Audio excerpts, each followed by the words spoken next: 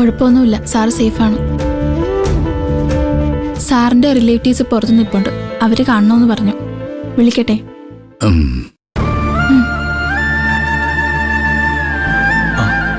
കാണണമെന്നുള്ളവർക്ക് കാണാം, അധികം നേരം അകത്ത് നിൽക്കാതിരുന്നാ മതി. ശരി സിസ്റ്റർ. അയ്യോ, എന്താ ഗോപേട്ട, എന്താ പറ്റിയ? ഒന്നുമില്ല, സേഫാണെന്നാണ് പറഞ്ഞത്. ഞാൻ എന്തുമാത്രം പേടിച്ചു എന്നറിയാം.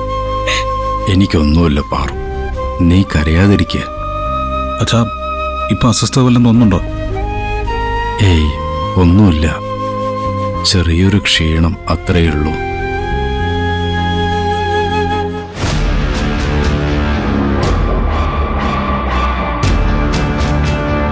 ഒരു കുഴപ്പമില്ലാതെ ഓഫീസിൽ പോകാൻ ഇറങ്ങിയതല്ലായിരുന്നു. പിന്നെ എപ്പോഴാ ഗോപേട്ട തിരിച്ചു വന്നത്? വീണ്ടും എന്തിനാ പുറത്തു പോയത്?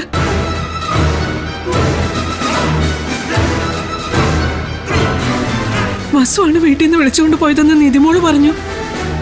പുറത്തു വെച്ച് എന്താ ഗോപേട്ട ഉണ്ടായത്?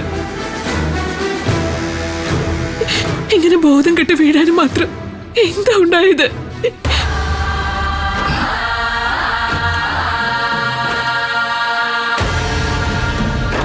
നിധിമോള് വിളിച്ച് അച്ഛനെ ആശുപത്രിയിൽ അഡ്മിറ്റ് ചെയ്തു പറഞ്ഞപ്പോ ഞാൻ എന്തുമാത്രം പേടിച്ചു എന്നറിയാം.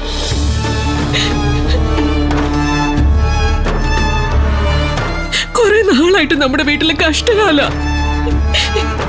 നടക്കാൻ പാടില്ലാത്ത എന്തെങ്കിലും നടക്കുന്നുള്ള പേടി എനിക്ക്. നീ പേടിക്കാതെ പാറു, എനിക്കൊന്നും പറ്റിയില്ലല്ലോ. ദൈവത്തെ മറന്ന് നമ്മളൊന്നും ചെയ്തിട്ടില്ല.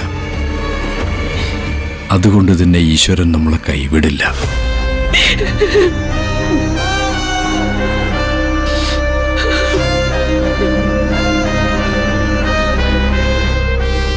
അച്ഛാ, അമ്മയുടെ കൂടെയാണ് അച്ഛൻ പുറത്തു പോയത്. എന്നിട്ട് എന്താ ഉണ്ടായത്? അത് പറ.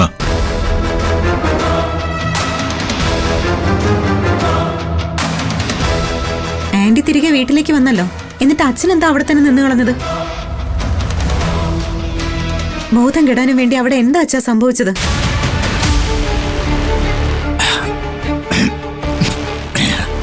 എന്താ ഗോപിയേട്ട, പറ.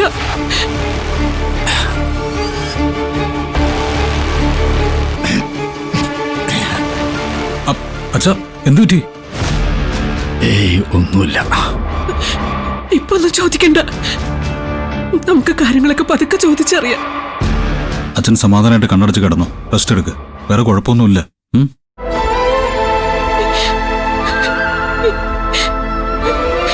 ഗോപിയേട്ട, ഉറങ്ങിക്കോ.